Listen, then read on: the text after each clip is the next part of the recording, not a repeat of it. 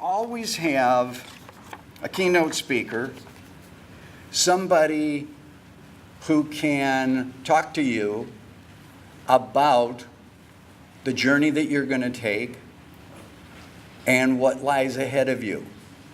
Hopefully remind you a little bit that that journey involves people and you need to keep that humanity in mind.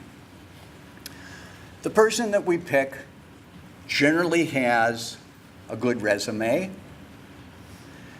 and I think that the person we have for you today has a very decent resume. In fact, I was rather impressed with it when I saw it. She is currently a family practice physician and medical director of the Mercy Clinic in El Reno, Oklahoma. She is the NFL sponsor El Reno High School sports team doctor. She is the El Reno Post-Acute Rehabilitation Center medical director. And she is also St. Catherine's Living Center medical director, all at the same time. This is a very busy woman who holds a very important part in her town. Now, it is a small town. It's a town of about 19,000 people. This is typical when you work in a small town. Everybody does a little bit of everything, and it makes for a fun time. Having come from small towns, I know. She did her residencies in family medicine at the University of Cincinnati Clinton Memorial Hospital and became chief family medicine at Florida State University Lee Memorial Health Systems. Her education, undergraduate, was from the University of Cincinnati in Cincinnati, Ohio, where she got a bachelor's in chemistry.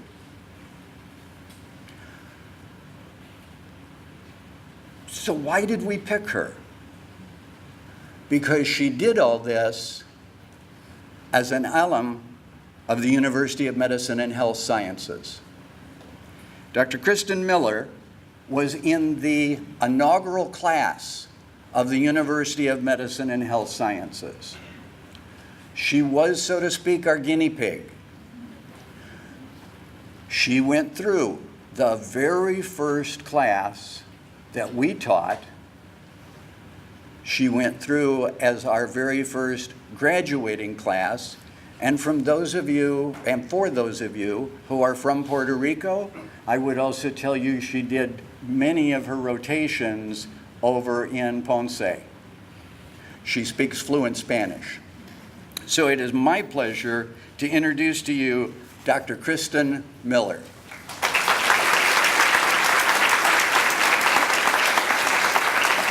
Thank you very much. Well, hello, fellow UMHS students. It's so good to be back. I'm here today representing your future. I embody what your hard work and dedication that you're going to put forth in the next few years is going to look like in the end. I represent the dreams that some of you have had from a very young age and that brought you here today. I'm here to give you a glimpse into what your life is going to inevitably look like and encourage you that this journey is more than worth it. 11 years ago, in May 2008, I sat exactly where you guys are sitting to embark on the craziest and most amazing journey of my life as the very first class of UMHS. A journey that forever changed me, but to which I'm forever grateful. Contrary to what a lot of my friends and family in America thought, my time on the island was not easy, but I will remind you all that nothing worthwhile is. I remember my days and nights being filled with reading through textbooks that sometimes I didn't understand, asking professors for help on a daily basis, and feeling defeated when I didn't know the answers in class. I remember the stress of preparing for block exams, and even the logistical stresses of trying to figure out how to live in a country that was so different from the one that I knew. I also very distinctly remember the feeling of not knowing if I was going to make it, and also kind of thinking that everybody else around me probably knew more than I did. But thankfully, I was wrong.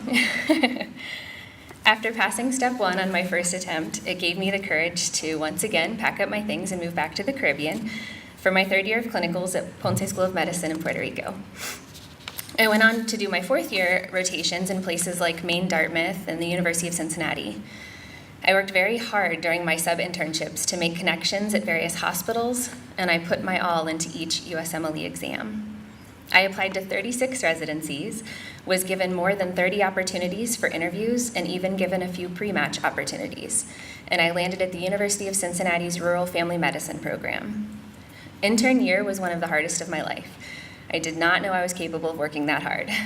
I also welcomed my first daughter into the world during an intern year. About halfway through my residency in Cincinnati, our hospital was bought by a for-profit hospital system, forcing our program to close. Fortunately, I was asked to join Florida State University's Family Medicine program in Fort Myers. I finished out my 3 years of residency as their chief resident and welcomed my second child during my chief year. Again, one of the most difficult yet most rewarding opportunities of my life. After graduating residency, with my goal of paying off all of my student loans as quickly as possible, I moved to Oklahoma to start my practice as an attending physician. I have now been in Oklahoma for 4 years, and I can say it was definitely the right move for me. I paid off just under $500,000 in student loan debt from medical school and undergrad in less than 3 years. I have been medical director of both my primary care facility as well as my urgent care. I am vice chief of staff of my hospital. I have been chairwoman of our cultural committee. I am NFL sponsored to be the team doctor for all of our high school sports. I've been medical director of assisted living and skilled nursing facilities. I precept and teach dozens of students yearly. I've been published in medical journals. I volunteered on countless medical mission trips, and I've also been ranked as one of the top 1% female physician earners in the United States. Yet despite all the titles, I still work 36 hours a week. I still have time for my family and hobbies, like being music director of my church, vacationing to a new country every 3 months, and even running half marathons. 11 years ago, I sat in Michelle Perez's office in Michigan. I was interviewing for a spot at UMHS, and I had no idea where my life was going to take me. And I'm happy to tell you that it all turns out even better than the biggest dreams you can dream for yourself. I know it's going to be hard, and that hard is an understatement, right? But I hope that you all will remember that when you're studying long hours of night, when you look on Facebook and you see all your friends back home having fun, and you feel like you're missing out on everything, I hope that you will remember me and remember that I am your future.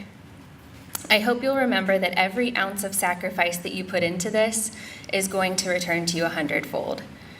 And at the end of the day, the coolest part of this entire journey is that you get to be a physician in the end.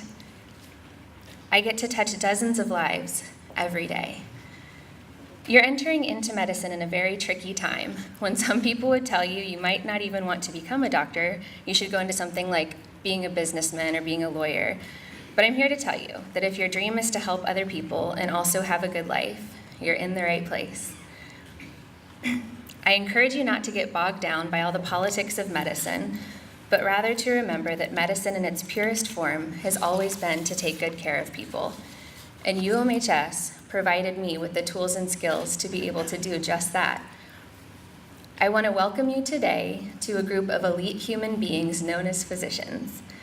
I want to welcome you to a journey that every single one of us has had to take. And I want to encourage you that it is worth it, and that I will see you on the other side. Thank you.